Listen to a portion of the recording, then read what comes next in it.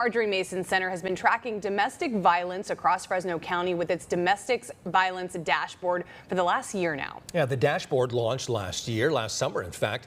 It's a way for the public and the center to better track the type of domestic violence occurring across the county and who it's impacting. KC24's Catherine Phillips reports the data is proving valuable. A year ago, we reported on the launch of this dashboard, and at the time, both law enforcement and officials with the Marjaree Mason Center said they wanted this to educate the public on the realities of domestic violence. A year later, the center says it's also helping them do their job.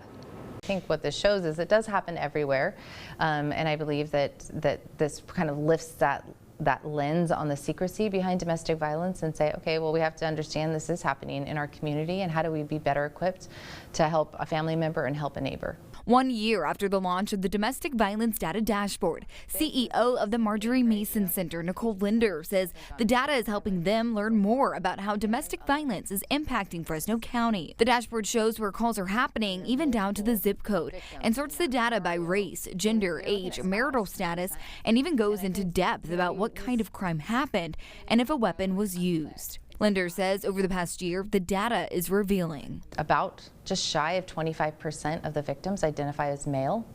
I think that's a low number. I believe that's underreported, but I think it's higher than what most people in our community would think, and a smaller percentage than I think most people would assume are married.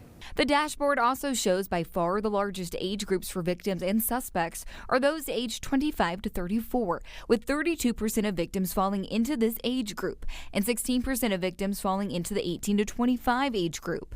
With this data, she says they're better able to target these groups with prevention measures and education. The data also shows there's an 18% decrease of the number of weekly reports year over year. I think it's sometimes a little bit dangerous to be excited about a downward trend in something like domestic violence because you don't want people to be too afraid to report. Linder also says she hopes the data shows the public they're here to serve anyone who needs help.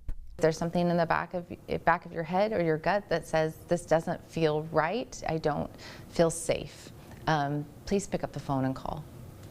Also new since the dashboard's launch, they've been able to collect Fresno Police risk assessment data showing who has high risk factors for certain crimes and add it to the website too.